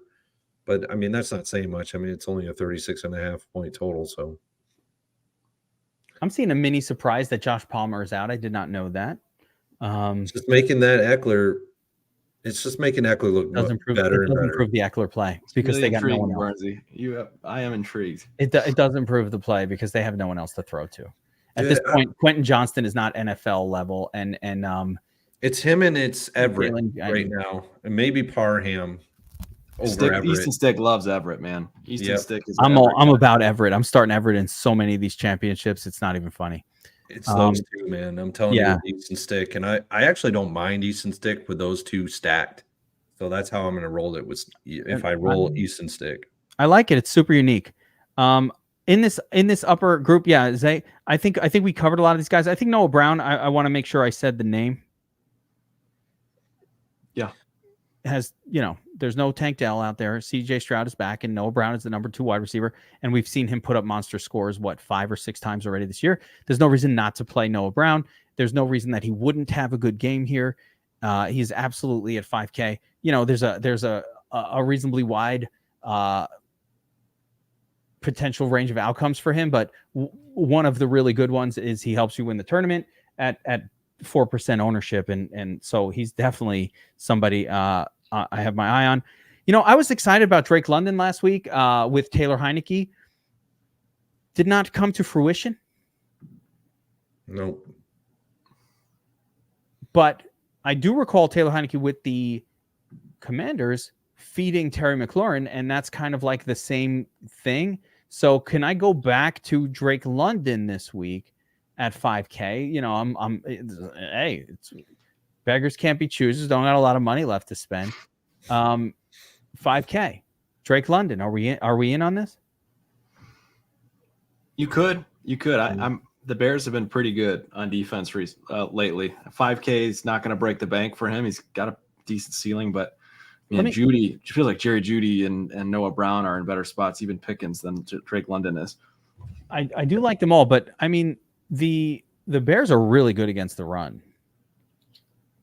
Do you think Arthur Smith is aware that they're like top 5? I don't think he's aware of anything rational at this point. You don't think so? There's no analytics, like maybe change up your game plan and throw the fucking ball, you moron. Yeah. No? That guy's killing Bijan Robinson's value. I'm just like, he's killing Drake London's value. He's killing the whole team. Throw the ball. Can we get a fun coach in Atlanta? I have way too much exposure. I heard there's talks of Kirby Smart. What's this? Kirby Smart. There's talks of him. Oh, so there's already talk of who's coming after. I gotta text Arthur Blank. That's my boy. He's too loyal. He's a little too loyal. By text, I mean DM him on Twitter, and by my boy, I mean he doesn't follow me, but I follow him. Okay. Yeah. That's what I call my boy. There's this minor chance that he'll look at the DM. It's pretty low. Based on his age, I would assume that he's not running that Twitter account. It's probably an intern. So, but somebody will see it. His intern will see it. Exactly. All right. So under 5K, I like Arthur Blank. Under 5K, I'm a fan of his, but he's too nice. Rashid Shaheed. Like, give me a couple names down here that you guys are into. Demarcus Robinson getting it done week after week after week. Should we get on the train? Rashid Shaheed, if you like Derek Carr, he doesn't get there without Olave and Shaheed. He needs a second guy. JSN, fine. There's some good names down here. Burns, anybody here popping off the page for you? I think there's a lot of good options. Yeah, there's a good bit down here. Shaheed, he was one guy that I was kind of looking at. If Jamar Chase is out in this one, and it just gives Kansas City that much more to just blanket Higgins, and this is kind of why I don't like Higgins this week. Maybe it's a Tyler Boyd week. I don't know, at lower ownership than Higgins could potentially. I know, but when we're down this low, it's like slim pickings anyway. Demario Douglas is popping too. He's popping in the DS right now. Wan'Dale Robinson, this guy is he's your Swiss Army knife gadget dude. Like, I this like guy Wan'Dale. You like Wan'Dale? He's super fast. Like, he is super, super fast, dude. They love targeting him. He would have had a much better performance if he caught a couple of those tougher passes against Philly last week. But they were targeting him a lot, especially Tygod. He was going right after him. And I think Tygod has a pretty good rapport right now with Darius Slayton. He went to him a couple of times deep. Darius Slayton caught one for a touchdown. It brought it within 8 points in that game. And that I was like, holy crap, man, the Philadelphia Eagles are going to lose to the Giants. This is like crazy. Because as a Giants fan, you never see this, But almost happened. Almost. But he went back to Darius Slayton for a long bomb, and I was like, oh man, and he came close to pulling it down again for a second time. But I do like Wan'Dale Robinson a good bit in this game for the Giants. It's him, and then it's Darius Slayton as the secondary option for me in the Giants offense. But for Forrest Wilder, I do have my sweatshirt on. for tonight's game. Great. I do have it on tonight. Go Buckeyes. Hopefully we beat Mizzou tonight. It's MHJ is out tonight, so we're going to go to Carnell Tate and Emeka Buka. No one knows who those people are. MHJ, you'll know him in a year. Marvin Harrison Jr. Oh, okay. There we go. Oh, yeah, we know him. Oh, he's playing. All right. Maybe I'll He's watch out. that game. He's out. There's a lot of talk about him probably going to the NFL. So next year we'll be talking about MHJ. Probably on Bobby's team. Marvin Harrison. He's going to be a Chicago Bear. He'll be joining Justin Fields. Yeah, in the Dynasty community, there's a lot of talk about MHJ that's been going on for a while. And he will be one of the rare occasions when in your Dynasty rookie draft, a wide receiver will go ahead of any drafted running back. This never happens, to be clear, which is why I mention it. It's rare that a wide receiver will be taken ahead of a top running back. And Marvin Harrison Jr. is absolutely that. And he might go ahead of certain quarterbacks as well. He might be the third. It's too early to say, but he might be the second or third player off the board in Dynasty. I don't think he'll be one, but he'll probably be 2 or 3 in Superflex Dynasty anyway, which is, that's my off-season gig. So, yeah. But I'll finish it up with 2 guys that I think Bobby's probably going to be on to. It's Mingo and Shark. These 2 guys, Jacksonville's very bad in the secondary this year. They're just really weak. And these are 2 good. DJ Shark got targeted a bunch last week. And Mingo, he's had some decent run. I looked at his game logs, and it's just not as good as Shark, but he could have the potential to go off too. Shark was really out of nowhere. I felt like Shark's explosion last week was out of nowhere. Like it just came out of nowhere. He had that game, then I think he had one earlier in the year. Yeah. Yep. But it might not be because of him. It's just because his quarterback is so horrific that like it's hard to have good games. BobbyWow, any flag plants or players that really stand out in the cheap zone, the zone here that we need in order to make lineups work? I don't think so. I think, the guys Burns mentioned are on my list as well. Iacivas, or however you say his name, from Cincinnati is an intriguing punt. Darnell Mooney's out, so Tyler Scott is another intriguing punt for me too. I think, he's been a little bit more involved as of late. He's a really, really speedy guy that can make something happen on just a couple passes. So Tyler Scott's on my radar in deeper tournaments. And then I think, again, we talk about it every week. One of these really cheap Kansas City wide receivers is probably going to end up in the nuts. Just feels like it. MVS didn't do anything again last week, but he played 80% of the snaps. There's just so many injuries there. Tony's been ruled out again. So I think MVS is an option. Justin Watson, even Richie James was getting some looks last week. He looked a little bit. Really? Wait. He looked like maybe the second best wide receiver on the Chiefs last week. Let's bust out the old matchup sheet here and take a look. All right, hold on a second here. Oh, Richie James didn't even make the. Oh, there he is. Oh, okay. 33. Got three or four catches, I think. Watson had the big game. Yeah, Watson, jump back in there again. But again, all these guys are all going to play. Like there's injuries. Even Justin Ross, he's going to get on the field a little bit more, I think. So just trying to say there's no flag plant for me, but there are options down here that you will want to mix in when you're trying to pay down. What happens if you put a player like Rick James, Slick Rick, in front of Taylor Swift, right? Her first move, leave Kelsey, she go with Slick Rick. Oh, now you have all kinds of problems on the team. That's going to mess everything up. You got to get Rick James out of there. Next scenario, maybe we get Kelsey back. Maybe he returns to normalcy. Maybe maybe Rick James being competition for Kelsey for T-Swizz causes Kelsey to not suck anymore. He got pissed after that game last week. Yeah, I'd be too. He embarrassed in front of his girlfriend. Kelsey might explode this week. He was embarrassed in front of his girlfriend. Yeah. That's all he cares about. Losing to the Raiders is embarrassing. That was in Kansas City too.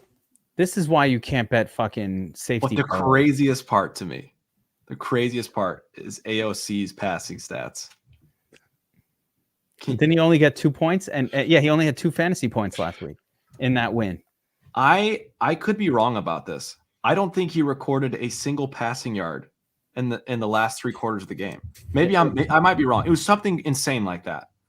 That was where like nuts. he had 62 yards in the first quarter and then did not record a single passing yard after that. Yeah, like when did the Raiders defense become legit? Like what the fuck is going on? Up is down, left is right. I don't even know anything anymore. I don't know anything. What's his name was all over Mahomes all game, man. What the hell is happening? 95. That dude, I forget his Crosby. name. Yeah, he's gonna be a Chicago Bear too after they trade their first overall pick. Man, I can't wait. Guys, the guy in the cheap zone that stands out the most, and I know you said you don't like the secondary guys from Miami, but I cannot ignore Cedric Wilson Jr. The entertainer. Yeah, you need Cedric Wilson. Yes, I agree. All right, good. I'm so happy. I thought you mentioned him. I must admit, I thought you mentioned him. I thought you were gonna I thought you were gonna rip this, and I'm so happy you're not. You have no idea. Such a smile. Cedric, with Waddle out, you now have Cedric Wilson Jr. at 3,500. You know, wouldn't it be wise for the Ravens? Wouldn't they be aware that maybe they should put safety help over the top? Maybe even a third guy onto Tyreek Hill because they have no one else to throw to, which leaves dump offs for the other wide receiver, which is Cedric. Even Braxton Berrios,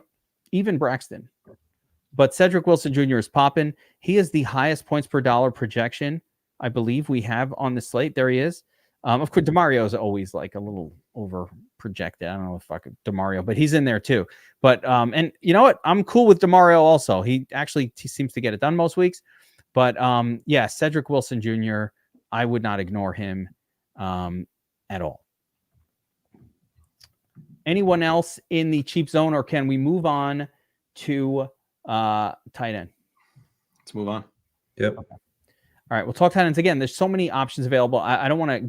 I don't want to extend this and go through every single one. So, Burns, who are your top 3 tight ends this week? Just break it down for me. Who are you planting your flag on? Who are you getting it? Who are you playing this week?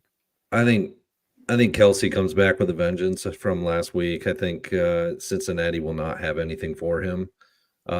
It's Kelsey as he's top guy, but he's also going to cost you a lot. It's going to disallow you to use certain other wide receivers at like running back. So he's probably not going to be terribly owned like we normally see him 20+% owned.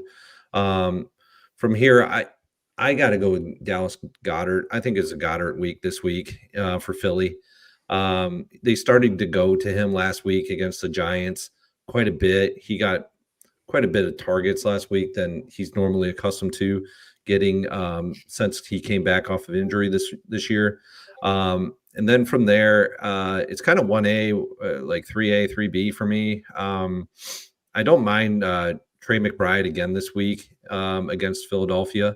We beat Philadelphia defense through the passing, and he's pretty much the go-to guy here in the Cardinals offense for Kyler Murray. And then my 3B guy is George Kittle this week against Washington. This game seems really funny, like how they're going to approach it. We got CMC, who is the de facto number 1 guy that everybody's going to load up on this week. But from there, I think it's either Ayuk or Kittle that gets it done this week. I don't know. It just doesn't feel like a Debo week this week. Okay, I'm cool with it. BobbyWow. Yeah, I think for me, a lot of these guys are playable. I'm going to keep it relatively short and sweet in my player pool. I think Goddard is my number 1. And then I like Darren Waller with Tyrod Taylor at the helm. And my favorite pay down option is Gerald Everett. So my tight end pool, those 3 guys will comprise most of the ownership. Yeah, I'm so on board with that. I was going to go with Everett as well. I love him here. There's no one else to throw to. So that spot is just spectacular. Waller, I think, is very sneaky with Tyrod. I don't have a lot of Tyrod, so I'm going to have that pairing quite a bit. Yeah, I'm fully on board with pretty much Same approach. I don't think there's a super cheap standout option this week that I'm going, to be loading up on.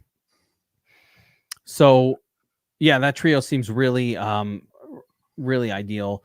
I kind of like Dalton Schultz as well with CJ Stroud back. So yeah, I'll add him to that mix for myself. And I think Isaiah Likely, who we didn't mention, I don't love the price point at 4,600, but I like that game environment. And I really think that when they need a touchdown, the Ravens uniquely don't have a lot of wide receivers that can catch a touchdown. So Likely is needed in the red zone, but he'll need those touchdowns to get them. So,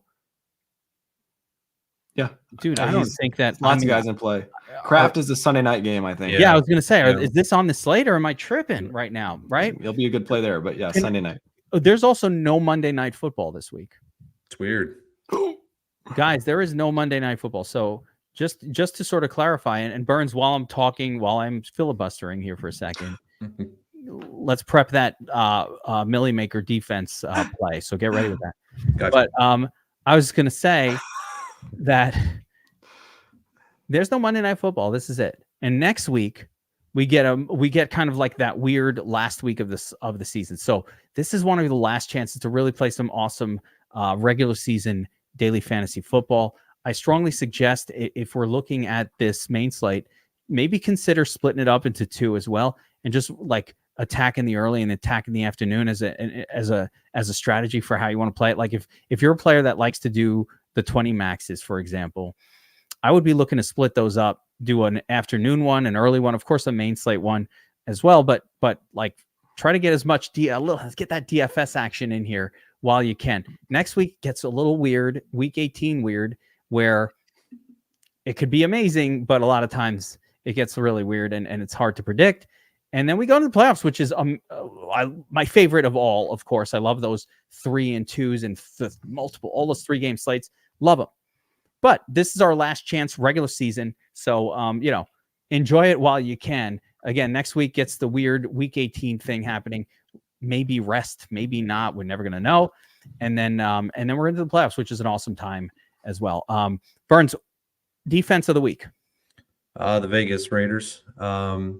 They showed a lot against Kansas City last week going into KC, that they are a legitimate defense this year.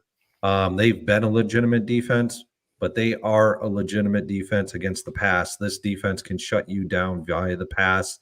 I think they go into Indianapolis and have a very good showing in Indianapolis this week.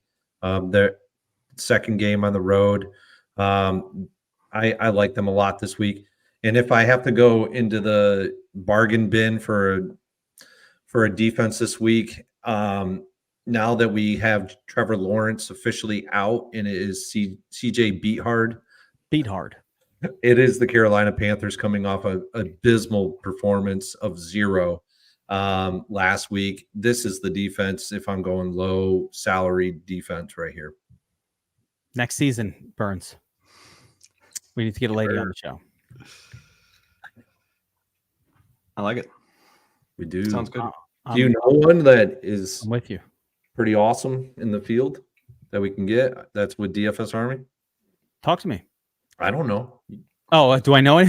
We have some great players who are women. We have some wonderful subscribers who are women. We have one of our I don't like to point them out. We have a lot of relatively a good amount of women subscribers to DFS Army. One, Not So Raven, we all know, has taken down more than one tournament in her time with us. So yes, but do I know a fantasy analyst to bring on the show? Not yet, but so I'm open to it. I like the idea. There have been a few over the years that I've approached and been like, hey, but I slid into their DMs. You start with, oh God, of course, how you doing? Or maybe they never respond, so I'm not able to. Or maybe HD Saw needs to physically get a lady for next year. I don't know. Oh, where's the week's video with John Alessia? John, we're still going to get that going. So good question. I like that we have a live audience. We will get that going. John was visiting family for Christmas. He supposedly got back home today at some point. So we may have that show out That's even later tonight. If I can muster up the energy for another hour and a half breakdown, it would have to be tonight, though. Jaden heard the part where I slide into their DMs, send the pictures. They never respond. So how do I get them on the show? I don't know. I've tried. I'm joking, of course. Of course, I'm kidding. Did you say there was another bargain defense that you were going to mention? Because they're all expensive. No, I mean, was it the Carolina Panthers was 2,700. Yeah, okay, it was the Panthers. Yeah, the one that's extremely low owned. Tennessee going into Houston at 0.84% ownership right now. I originally was looking at, who was it? I'm trying to think who I used in my first look. Was it the Bears or somebody like that? No, I try to go inexpensive, and now I can't remember. So it would probably be the Broncos for me. Yeah, it was the Broncos because you're getting the rookie, you're getting the young guy. Yep. Mm-hmm. Yeah, I always want to just target these younger quarterbacks. And Bobby, wow, if you're right, I think even the Chargers on the other side of that. Agreed. You said low scoring game, bet the under. So, that means the defenses play well. So I'm about that. I love that Frank C is looking for the game plan show, by the way, because John has been on fire with his picks. We went 9-2-1 last week. So it was, good. I think, 10-6. He just crushes it. I just try to let him give us the picks, and I just kind of stand back and say, hey, this guy knows what he's doing. So I love that show. We'll try to have that out later today. It's called The Game Plan. Make sure you subscribe to the DFS Army YouTube channel, though, for those shows and more. Like, we have some of the sharpest players just right here with Burns and BobbyWow. We really try to bring you some of the sharpest guys in the business here, and we do try to keep it straight here on the channel. So we appreciate you guys watching. We appreciate it if you enjoy the shows, hit that like button. Of course, subscribe to the channel. I want to wish everybody a very happy New Year, a Merry Christmas to you guys as well. I want to wish everybody who's competing in your fantasy championships, and it should go this week, Burns. I don't know, the fucking staff league ended the week before. I don't know what's up with that. But you should be in your fantasy championship. Talk to Josh, man. I don't know. You should be in your fantasy championships this week, and I wish everybody the best of luck. Take it down. If you're in fourth place game, I wish you a third place finish and your money back in your league. That's always nice too. Don't sleep on getting your money back. That's also cool. So everybody enjoy that. Happy New Year, everybody. DFS Army subscribers and VIP paying customers. We will be hitting you back up tomorrow with the Players Club, where we'll actually build lineups for the slate. We usually build handcrafted lineups in that show. There's another winner of the showdown. By the way, fucking yes. Love it. This is what last night's showdown was an epic showdown for DFS Army. Yeah, a lot of ties, but that's why we get so many people showing their wins. So where was I going with this? Yes, I will be holla at your boy. There it is. So I will be back building lineups with everybody for 3 max and single entry contests on the Players Club. As always, Saturdays, 12:30. Bring your blue moons. We drink the blue moons. I'm going to try to get a game plan out as well between now and then. A betting show that will be right here on the channel. Make sure you subscribe to the channel to check that out. And if you guys are watching this, but you've thought, hey, maybe I will check out DFS Army. Maybe I will. I like these guys. I want to chat with them in the Discord, and I want to be with this crew. We welcome you in. We are still running our New Year's special. Promo code 2024 gets you 24% off all of our subscriptions. It is a unique promotion. We never do it. It's a year-end only, where you get 24% off any subscription that we offer at DFS Army. Go to dfsarmy.com for more details. If you are a sports bettor, we'd also love to have you over at the Sharp app, which is DFS Army's sister company for sports betting. John Stat Station, Alessia, Mutt, Madness, really sharp players, props, game picks, all of that stuff, a Discord, and of course, the most incredible suite of tools you can get, and constantly improving. We have a team, just like with DFS Army, what I do with these companies is my number one focus is I want to make sure that we're delivering as much value to our end user. So we are constantly building up our tools, improving them, our algorithms, everything else. And that's what Sharp is doing nonstop, building to more tools on the way. Can I just say really quick about Sharp? I knew nothing about betting, sports betting, zero. I still don't know much, but since signing up last year, I've learned an insane amount of stuff from those guys. It's awesome. The tools. I'm like a sports betting fanatic now, even though I'm a total noob still. But it's Love it. Like, the amount of knowledge there is unreal. So Yep, I absolutely agree. Yeah, listen, John Statstation Leslie is in the Discord answering questions all day. Like, you don't get that anywhere else. You have sharp bettors who do this professionally, and they will interact. They tip your bets. They're like, hey, you're on my team. You're part of our crew. And I love that feeling. I love that family feeling. So that's what you get at Sharp App, sharp.app, or download the app, Sharp App, on the website. It is 40% off. It is just like when you go to checkout, it will reduce the price by 40%. Will there be tournament tactic shows for the playoffs? Yes, there will. Make sure you're subscribed to the channel. We will have some VIP only stuff. And yeah, I saw that. Yeah, I did see that. We were talking about it before that the last leg on that one was like a Christian McCaffrey touchdown. And we were talking about how you might hedge that if you wanted to. And we actually, that's something we talk about in the Discord of the sports betting. Like, if you're in the crazy parlay, should you hedge that last spot, and how could you do it? So we had a long conversation internally about that, but that's crazy. Yeah. That was like a 14 player touchdown prop. 14 people score a touchdown. They all hit. Some of them were really sketchy too, which was pretty impressive about that particular bet. So yes, we will be back for the playoffs. We'll keep it going here on the DFS Army channel all season long through the playoffs. So stick around, subscribe to the channel, all that good stuff. We will see you guys next time.